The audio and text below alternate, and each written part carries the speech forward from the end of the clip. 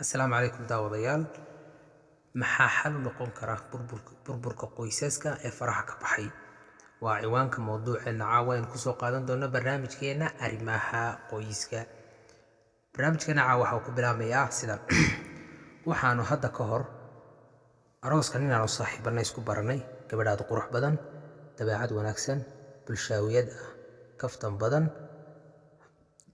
run ahaantina aad u sheeko badan waxa igu muuqatay gabadhaad u caqli badan degan xishood badan akhlaaqna leh gabadhaas waxa ay lahayd reer waxay ahayd marwo waxay u dhaxday ninay aad ugu kalsoonayd run ahaantina waxaa ka muuqday inay jeceshahay kuna qanacsan tahay ninka ilaahay nolosha isugu daray aniga laftigaygu waqtigaas waxaan lahaa xaas iyo guri aan ku qanacsanahay laakiin labadayada waa aniga yeynantabe midna carruur ma lahayn xafladii iyo waliimadii aroosku markay soo dhammaadeen waxaanu gabadhii iyo lamaanihii aqalgalayba isa soo macasalaameynay habeenkii saddexaad ee aqalgalkooda waa habeenka ay soo dhammaatay hawshii fujaanada lagu furanayey muddo kadib oo inantii ay iskugu kaaya dambaysay maalmihii aroosku ayaa waxa basaan saaranahay iga salaamay xagga dambe laba gabdhood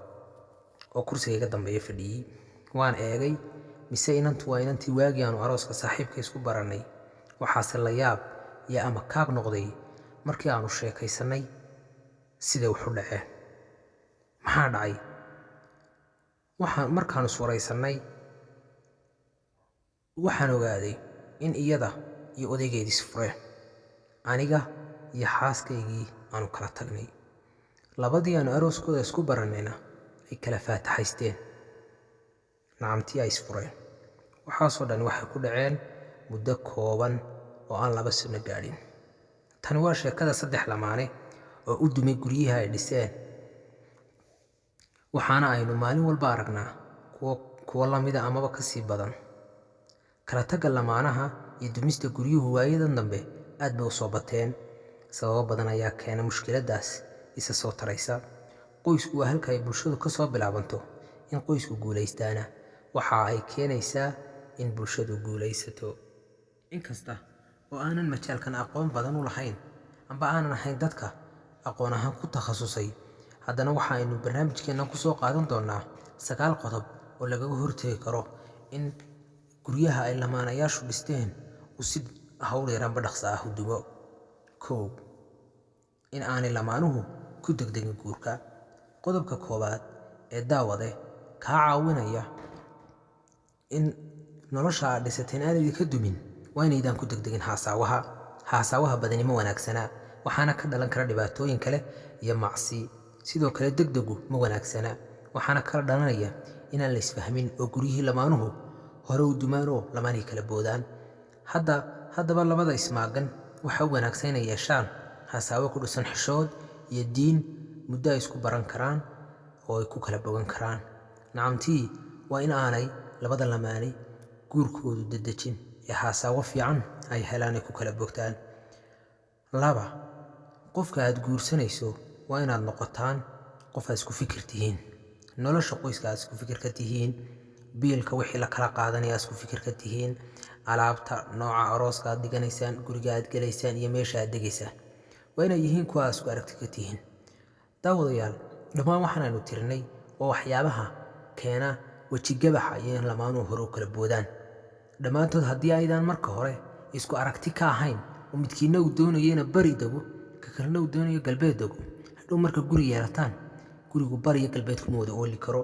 meeshii uu ku yaallana mid baan ku qanacsanayn labadii lamaanana marka way kala boodayaan waxa kaloo daawadayaal wanaagsan in ay isku aragti ka noqotaan lamaanahaaga amba lamaantaada arrimaha diinta siyaasadda dhaqaalaha iyo wax akhriska 3 yaraan ha isku guursanina diinteenu waxayna faraysaa in guurka la badiyo dhalintana hore in loogu guuriyo haddii ay arrintaasi ka hor imanaysa maqsadkii guurka loo jideeyey waxaa habboon dhinac kale looga wareego guurka waxa loo jideeyey in reerku dhismo oo dhaqmo oo carruuri ku kala dhalato khayr qaba laakiin haddii gurigii uu dumayo aanay taasi suurtogelayn waxa fiican inaan yaraan lagu guursan yaraantoo lagu guursan waxay dhib leedahay dadka yaryar ma qaadi karayaan mas-uuliyadda guurka, waayo guurku waa mas-uuliyad.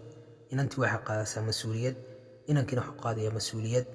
haddii laga maarmi waayo dadkaa yaryar, waxaa fiican inay jiraan dad waaweyn oo dusha kala maamulaya ilmaha gurigooda. bilmatalan in biilka inanka laga dulqaado, inantana hawsha guriga laga fudaydiyo oo ay waxbarashadoodii iska sii wataan. taasi waa xalka ugu wanaagsan haddii laga maarmi waayo. haddii kale waxaa fiican inaan ubadku aanay yaraan isku guursan iyagoo aan qaadi karin mas-uuliyadda guurka. number 4 waa inaan laydin faragelin. faragelintu waa dhib baahsan. waxay soo bilaabantaa maalinta lamaanuhu ismehersadaan. waxaa la fargelayaa kulankooda, arooskooda, alaabtooda, muuqaalkooda, qabiilkooda, shaqadooda. waxaasoo dhani waa culaysyo ay bulshada ku hayso. lamaanaha waxaa looga baahan yahay inay dhammaan waxyaabaha iska caabiyaan. noloshiina yaanay marti u noqon saaxiib, waalid, walaal iyo cid kala toona. yaanay marti u noqon dadka aad isleedihiin waxbay idinku kordhinayaan. xor u ahaada noloshiina, sameeya wixii wanaagsan ee aad isla garataan. guurso gabadha adiga kugu soo baxaysa ama wiilka dookhaaga ah. ha eegin waxa asxaabtaada iyo ehelkaagu ka odhan doonaan qofka aad soo aroosto. ha eegin yaa qancinaya reerkiinna iyo reerkiinnu rabaan, laakiin waxaad eegtaan adiga yaa ku qancinaya, adiga yaa kula jaanqaadi kara. qodobka 5aad aynu daawadayaal halkan kusoo gudbinaynaa waxa weeye guurkiina hadafka lahaada. dadka badanka isku guursada shahwadooda inay isku gutaan ama ubadun iska dhalaan keliya waxay ku fashilmaan gurigooda, waayo guurkii iyo shahwadii iyo ubadkiiba wax la gaari karo. marka la gaadho maxaa ku xigaya? noloshu intaa way ka ballaaran tahay. laakiin waa inaad guurkiina aragtiya ka yeelataan. waa inuu noqdaa guri uu jahaynayo aragti aad leedihiin. waa inuu noqdaa guri aad ka leedihiin wax ka weyn wixii aanu soo sheegnay. ubadka iyo shahwada waa waxyaabaha loo guursado, laakiin waa inay jiraan wax ka sii weyn oo jira. qodobka 6aad aynu daawadayaal ku soo qaadan doono barnaamijkeenani waxa weeye inaad runta ka sheegtaan xaaladihiina nololeed, sida da'daada, dhaqaalahaaga, waxbarashadaada, reerkaaga, midabkaaga. dhammaan arrimahani waa waxyaabaha laysla fahmi waayo. marka laysguursado waa lays ogaanayaa, ee waxaa fiican inaad marka hore runta u sheegto si qofkii arrinkaa kugu gelayaana uu kugu guursado, qofkii aan kugu gelayna uu kaaga tago. laakiin arrin hadhowto la soo baxaya inaad qarisaa ma fiicna. marka lamaanaha waxaa u fiican in dhammaan arrimaha noloshooda ee istaabanayo gurigooda inay runta ka sheegaan. qodobka 7aad waa in lamaanuhu isbarto guurka kadib. isbarta, waqti wada qaata. qof waliba qofka kale ha barto waxa uu ka xanaaqo, waxa uu diido, sida uu u dhaqmo markuu guriga soo galo, sida uu u dhaqmo markuu cadhaysan yahay. isbarashadaas waxay keenaysaa in wax badan la xalliyo, waayo marka uu qofii xanaaqo, qofkii kale wuxuu baranayaa qofka sida loola tacaamulo marka uu xanaaqo, marka uu daalan yahay. labadiinni marka waxaa noqonaysaan dad isfahmay oo aan tallaabooyin khaldan qaadin xilliyada adag. qodobka 8aad ee lamaanaha guryahooda ku badbaadi karaan waa inaan go'aanada lagu degdegin. go'aanada qaadashadooda ma fiicna in lagu degdego.